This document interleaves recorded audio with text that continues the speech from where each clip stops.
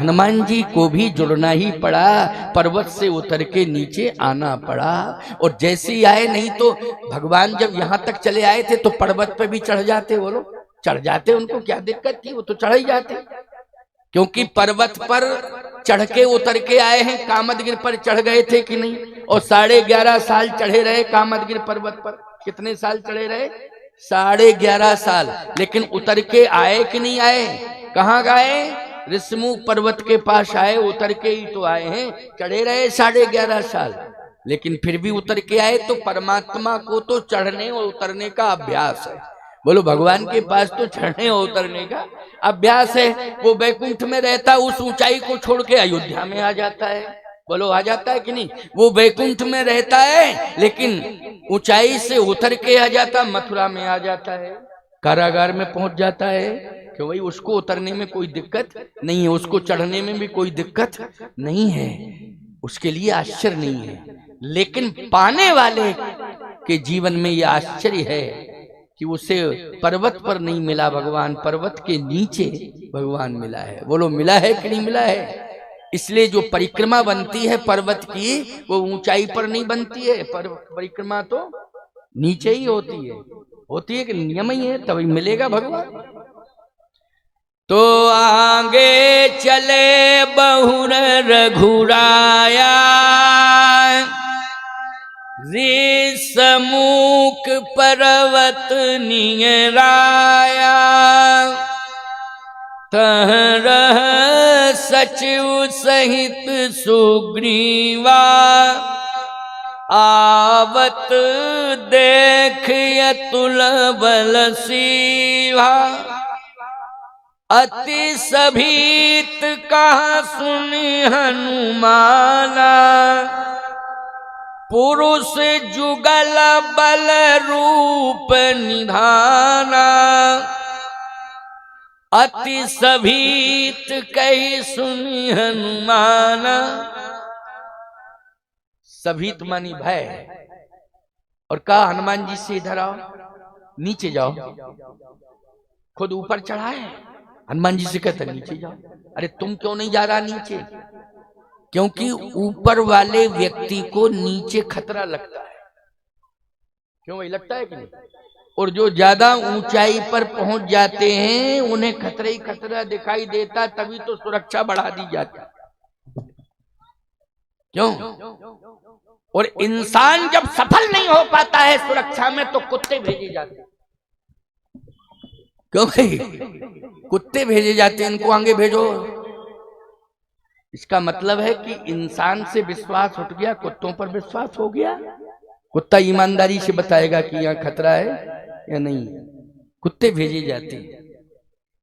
क्यों? भय। क्या है? भय है। मैं आपको एक बात बताऊं, कानून की नियमावली है, उस नियमावली का मैं खंडन नहीं करूंगा। जो जैसा नियम है चलता रहे, हमें क्या मतलब है। लेकिन ये बात बिल्कुल सत्य है कि जो व्यक्ति अभिमान की ऊंचाइयों से नीचे आ जाएगा, धरातल पर उतर कर नीचे आ जाएगा, उसे एक दिन परमात्मा भी मिल जाएगा और काल के भय के बंधन से भी वो मुक्त हो जाएगा। काल का बंधन भी उसे भयभीत नहीं कर पाएगा। ये बिल्कुल सत्य है। काल से ही तो लोग डरते। मौत का मतलब क्या है? काल। काल के बंधन से वो मुक्त हो जाता है। जो भय बांध के रखा हुआ है काल ने, वो भय समाप्त हो जाता है। इसलिए मैं कहना चाहता हूं कि एक दिन मरना तो पड़ेगा ही पड़ेगा, लेकिन भय मुक्त हो जाओ। और भय मुक्त कब हो पाओगे? जब तुम अभिमान को छोड़ दोगे और जरा धरातल पर उतर के आ जाओगे और इस मिट्टी को चंदन मान लोगे कि ये भारत भूमि जहां हम पैदा हुए हैं, ये मिट्टी क्या है? ये मिट्टी नहीं है, ये हमारे लिए चंदन है। और इस मिट्टी में इतनी सुगंध है कि इसी मिट्टी से राम कृष्ण का प्रादुर्भाव हुआ है। ये साधारण नहीं है। इसलिए हनुमान जी ने उस मिट्टी को नहीं देखा और सीधे गिर पड़े। प्रभु पहचान परऊ गई चरना, सीधे गिर पड़े। अच्छा गिरे होंगे तो चरण तो कम मिले होंगे, मिट्टी ज्यादा लगी होगी। क्यों भाई, जब गिरे होंगे तो क्या मिट्टी ज्यादा।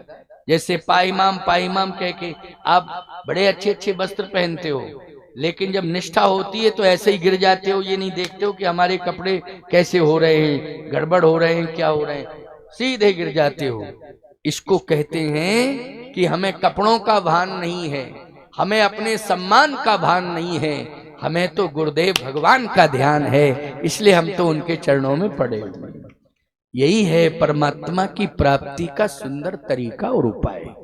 प्रभु पहचान पर गहि चरना, सो सुख उमा जाहे नहीं वरना।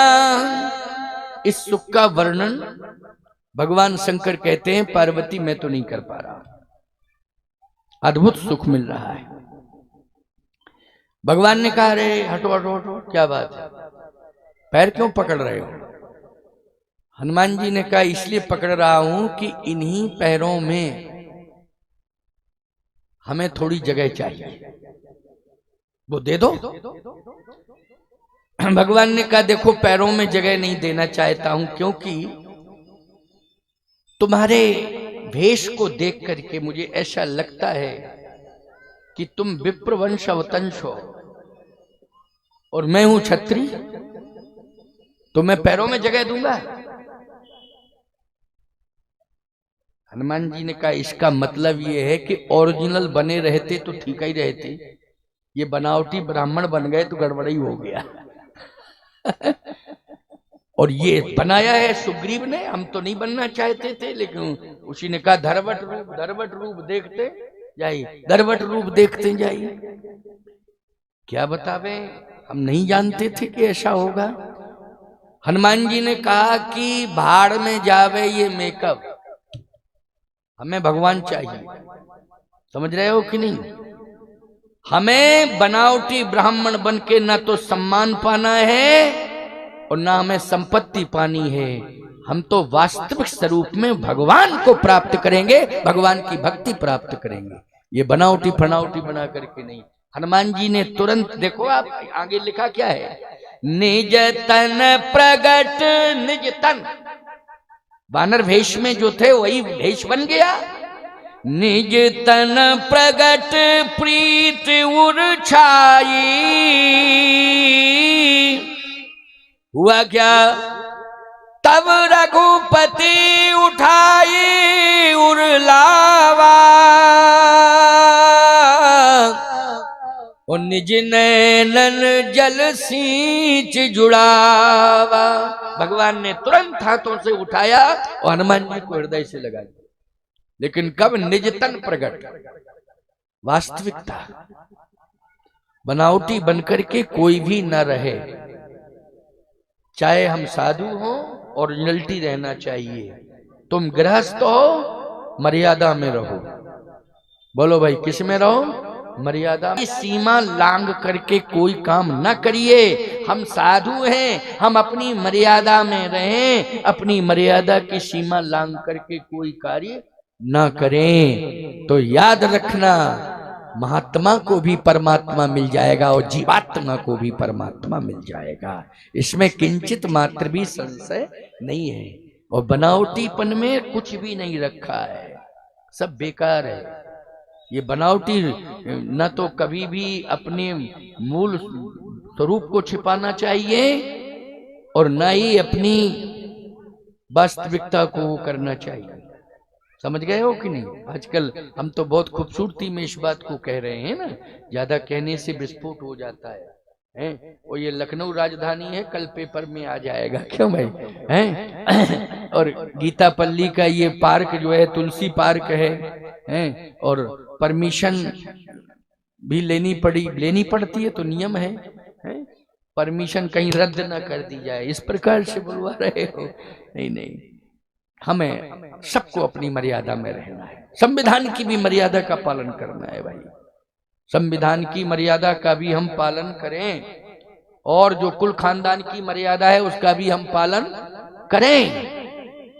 और याद रखना, जो भारत भूमि की मर्यादा है उसका भी हम पालन करें, तभी हम भारतीय हैं और तभी हम भगवान के भक्त हैं और तभी हम कुल खानदान के खानदानी। इस बात का ध्यान रखना। आज हनुमान जी ने कहा कि नहीं नहीं, मैंने तो 11वें रुद्र में बानर का रूप धारण किया और मेरी माँ जो है अंजनी माता है। कौन माता है? अंजनी माता है। अंजनी माता का स्वरूप बोलो, बानरी के भेष में है ना। वो किस भेष में है? बानरी के। और हम ये क्या बना करके आ गए? नहीं नहीं नहीं, हमें तो निजतन प्रकट जो है वही बनना है। और जैसे हनुमान जी वास्तविक रूप में हुए, भगवान ने उठाया और अपने हृदय से लगाया। जैसे ही लगाया, अब बताओ अब क्या चाहिए? हनुमान जी ने कहा कि मुझे शरणागति चाहिए। शरणागति। अच्छा, अभी तक जो है शरणागति मिली नहीं है। शरणागति के लिए किसी गुरु का चयन करना पड़ता, कोई गुरु, तभी तो वो शरणागति मिलती है। अभी तक कोई गुरु नहीं मिला। बोले शिक्षा गुरु मिले। भानुषो पढ़न गए, मनी सूर्य भगवान को शिक्षा गुरु बनाया। तो ठीक है, सूर्य भगवान गुरुदेव हैं, बोले वो शिक्षा गुरु है। मुझे ऐसा मंत्र चाहिए जिस मंत्र के द्वारा शिक्षा का मंत्र मिल गया तो शिक्षा के मंत्र के प्रभाव से बुद्धि मताम वरिष्ठम हो गए ना हनुमान जी। भरपूर गुरुदेव का आशीर्वाद मिल गया, यानी बुद्धि मताम वरिष्ठम हो गए। और आपको बतावे, सूर्य भगवान आरोग्यता भी देते हैं।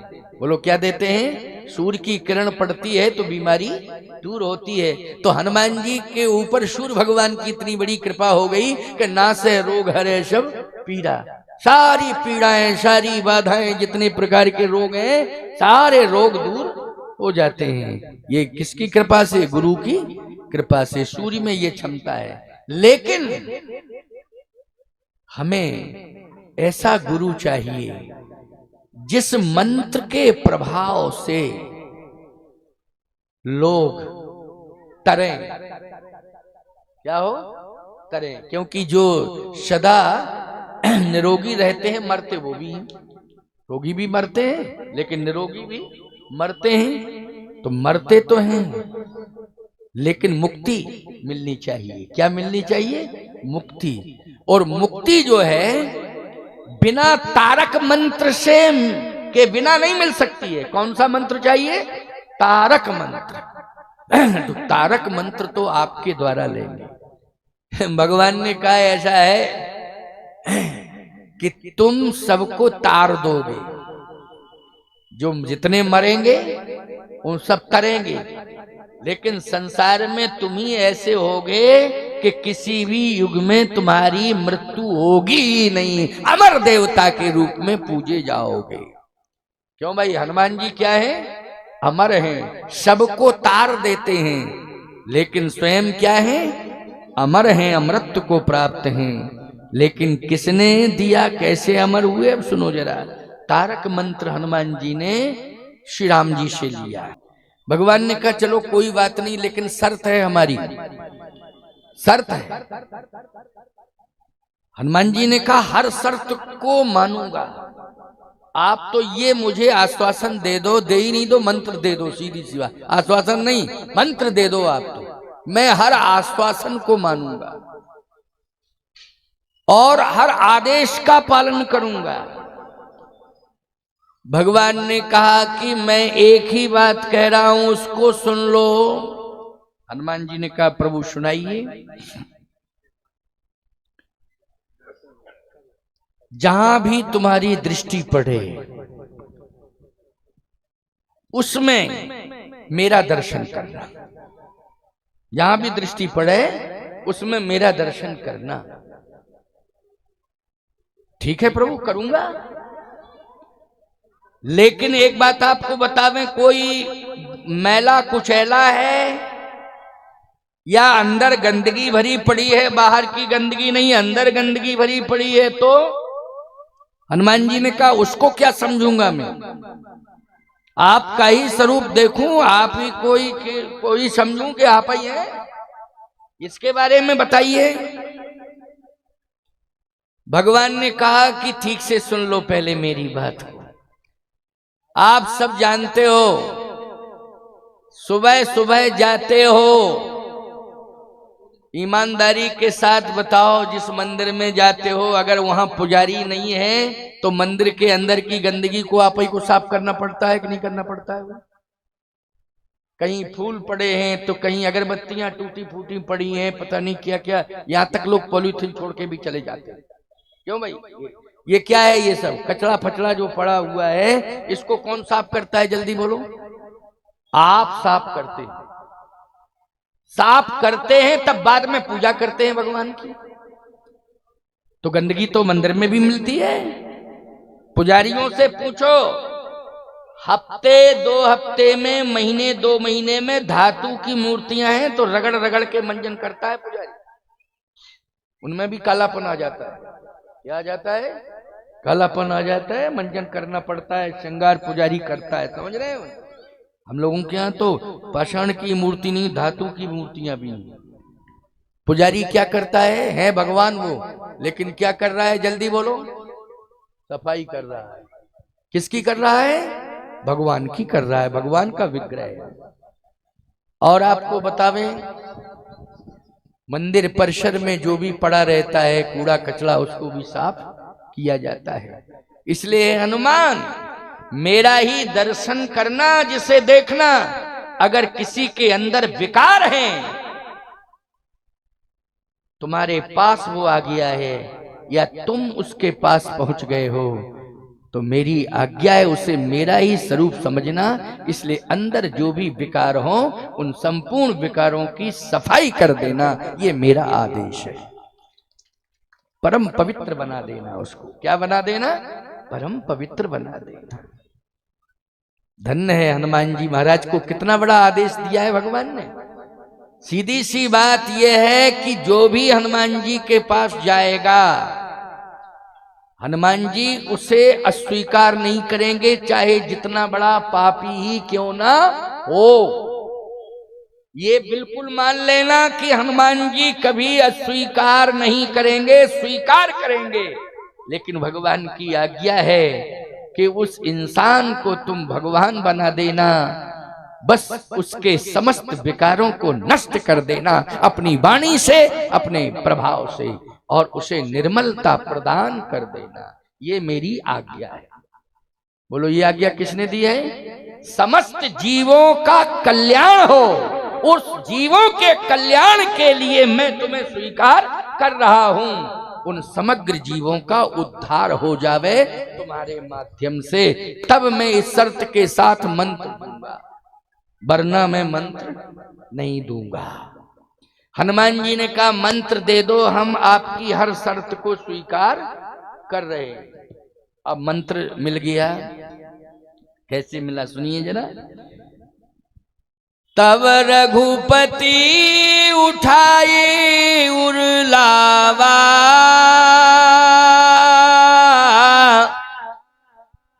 उठाया और हृदय से लगा दिया। और जैसे हृदय से लगाया तो लक्ष्मण जी ने कहा कि हे प्रभु, इनको आप कौन सा मंत्र दे रहे हैं, गृहस्थ मंत्र की विरक्त मंत्र? पहले ये बात का स्पष्टीकरण हो जावे कि कौन सा मंत्र, गृहस्थ मंत्र या विरक्त मंत्र। 2 प्रकार का मंत्र होता है। हनुमान जी ने कहा कि आजीवन ब्रह्मचर्य व्रत का संकल्प ले चुका हूं, गृहस्थी मंत्र तो लेना ही। क्यों भाई? हनुमान जी क्या है?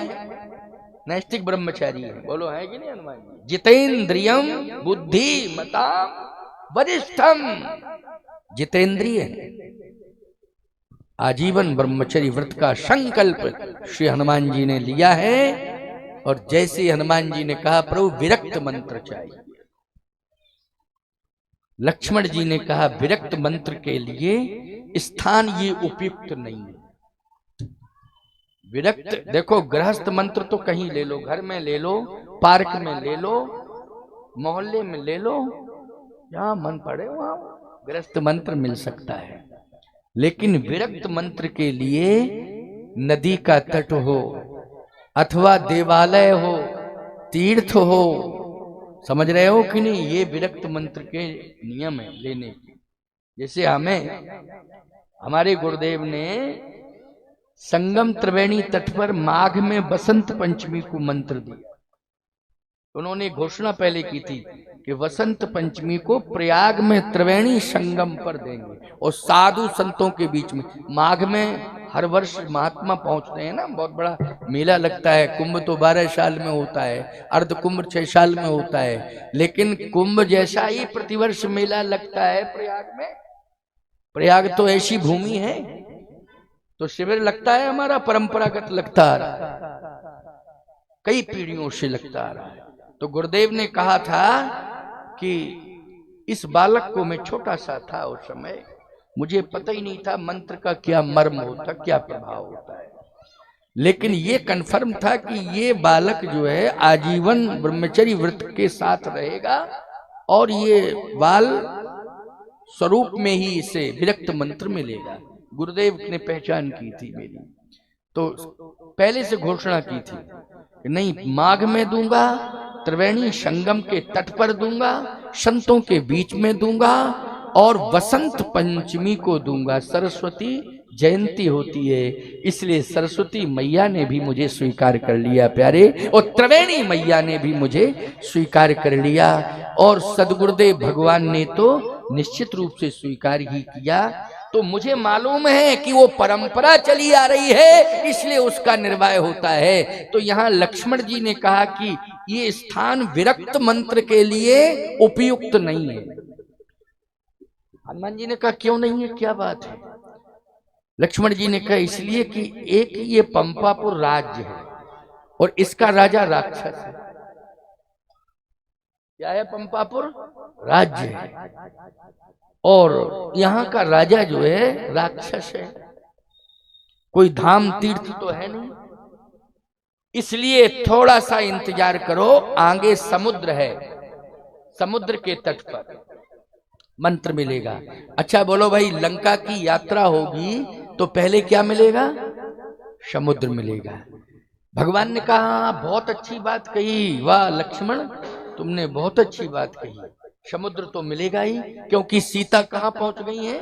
समुद्र के उस पार। तो समुद्र के तट पर। अच्छा एक बात बताओ, समुद्र में समस्त नदियां जितनी हैं, गंगा के शायद बोलो, सभी समुद्र में है कि नहीं? सभी का जल किस में है? जल्दी बोलो। समुद्र में है, इसलिए समुद्र से पवित्र स्थान क्या होगा? तो लक्ष्मण जी ने कहा समुद्र मिलेगा ही, तो समुद्र के तट पर यह कार्यक्रम संपन्न हो जाएगा। अथवा ये चित्रकूट में आ जाते, 11.5 साल रहे आप, इन्हें फुर्सत ही नहीं मिली, 11.5 साल रहे आप, वहां आ जाते तो वहां मंत्र मिल जाता, मंदाकिनी के तट पर मिलता बढ़िया मंत्र। लेकिन ना तो ये चित्रकूट पहुंचे और ना ही ये किसी तीर्थ में आ पाए, अयोध्या आ जाते, आपका जन्म तो अयोध्या ही में हुआ, वहां मंत्र मिल जाता। लेकिन आए तो पंपापुर में आए। हनुमान जी ने कहा प्रभु अगर अन्यथा ना ले तो एक निवेदन करूं, इनसे पूछो लक्ष्मण जी से कि इन्होंने अयोध्या क्यों छोड़ी? इतना पवित्र तीर्थ अयोध्या, तो इन्होंने क्यों छोड़ी अयोध्या? छोड़ने का कारण बता रहे। लक्ष्मण जी तुरंत बोल पड़े, क्यों नहीं छोड़ता? जिसको प्रभु राम ने छोड़ दिया, मैंने भी उसे छोड़ दिया। प्रभु राम ने अयोध्या छोड़ी, मैंने अयोध्या छोड़ी। गुरु पितु मात न जानो काऊ, कहूं स्वभाव नाथ पति आओ, मोरे सवई एक तुम स्वामी, दीन बंधुर अंतर्यामी। हनुमान जी ने कहा जैसे आपने सब कुछ प्रभु राम को समझा है, माता पिता गुरु परमात्मा सब कुछ छोटे ठाकुर लक्ष्मण कुमार यदि आपके प्रभु राम हैं, तो मैं भी एक घोषणा करता हूं, जहां राम के चरण हैं वही अयोध्या है, अयोध्या वही है जहां राम के चरण है। इसलिए प्रभु राम के चरण जहां पड़ गए हैं, अवध तहीं जहां राम निवासु, जहां प्रभु राम के चरण पड़ गए हैं वही अयोध्या है। ये अयोध्या है, मैं इसमें अयोध्या का दर्शन कर रहा हूं। अब लक्ष्मण अब क्या गुंजाइश रहेगी बोलो, क्या तर्क करेंगे लक्ष्मण इसमें? बोलने की गुंजाइश नहीं है। लेकिन भगवान की तो लीला है प्यारे, लीला विस्तार कर देते हैं वो। तुरंत लक्ष्मण जी बोले, स्नान किसमें करोगे जब सरजू नहीं है? भाई दीक्षा के पहले स्नान किया जाता, जब सरजू ही नहीं है तो स्नान किसमें करोगे? अयोध्या तो है, अब स्नान सरजू में स्नान किया जाता है अयोध्या में। हनुमान जी ने कहा, सरयू का प्रादुर्भाव कहां से हुआ है? गंगा का प्रादुर्भाव कहां से हुआ है? यही प्रभु खड़े हैं जो सरयू को भी प्रकट कर रहे हैं और गंगा को भी प्रकट कर रहे हैं। अगर देखा जाए तो यहां गंगा का भी तट है और सरयू का भी तट है, क्योंकि नख निर्गता मुनि वंदता त्रैलोक पावन सुरसरी। इन्हीं भगवान के पद नक्शे कौन निकली है? गंगा निकली। क्यों, समझ में आ रही बात कि नहीं आ रही? पद नक्शे कौन निकली हैं? गंगा निकली हैं। और हे लक्ष्मण कुमार, सरयू भी निकली है तो प्रभु के नेत्रों से निकली हुई हैं। इसलिए प्रभु के नेत्रों में सरयू बसती है और चरणों में गंगा बसती है।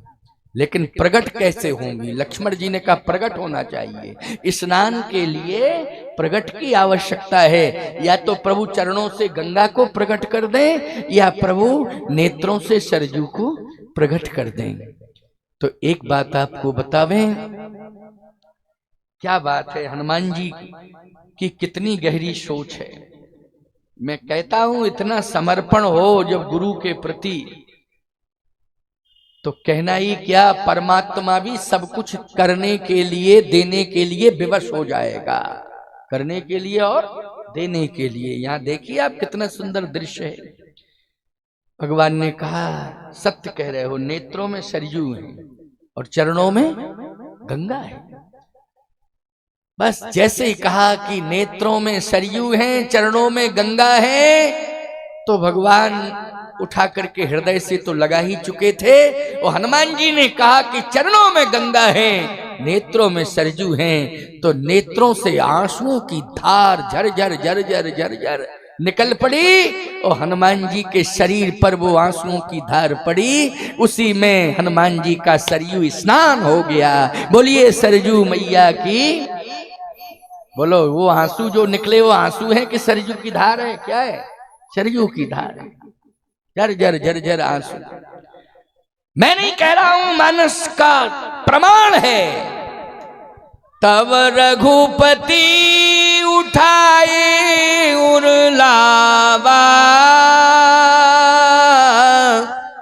निज नैनन जल सींच जुड़ावा, निज नैनन जल सींच जुड़ावा। झर झर झर झर आंसू गिरने लगे। हनुमान जी ने कहा बताओ लक्ष्मण जी, सरयू स्नान हो गया कि नहीं हो गया? लक्ष्मण जी बोले हो गया सरयू स्नान। हे प्रभु मंत्र और दे दो। तो लगाए थे हृदय से हनुमान जी को, तो निश्चित रूप से हनुमान जी का सिर प्रभु के कंधे पर था। किस पर था? कंधे पर। अच्छा, मंत्र कान से जाता है। मंत्र किससे जाता है? कान से। तो अब आप विचार करना, हनुमान जी का सिर प्रभु के कंधे पर है और हनुमान जी कह रहे हैं प्रभु मंत्र चाहिए। तो भगवान ने कहा क्या चाहिए? कहे मंत्र। ऐसे देखा हनुमान जी की ओर। किसने? प्रभु राम ने। और सिर कहाँ है हनुमान जी का? प्रभु राम के कंधे पर। और हनुमान जी ने कहा बस मंत्र चाहिए। तो भगवान ने मुड़ के कहा क्या चाहिए? हनुमान जी बोले बस आपका मुख मेरे कान से टकरा गया, मंत्र फूंक दो। अब जब मुख ही टकरा गया कान से, क्यों भाई, जब मुड़ के यूं करेंगे तो मुख कहां चला जाएगा? बोलो, हनुमान जी के कान के पास। हनुमान जी बोले बस बस बस बस यही इंतजार कर रहा था, अब तो मंत्र दे दो। उसी समय ये दोहा रामायण का महामंत्र बन गया। ये हनुमान जी की दीक्षा का मंत्र है। बस तारक मंत्र जो हम देते हैं या संत देते हैं वो देव भाषा में है, लेकिन उसी का अनुवाद दोहे में रामचरितमानस में है। क्या है? सो अनन्य अस जाके मति न टरे हनुमंत, मैं सेवक सचराचर रूप स्वामी भगवंत।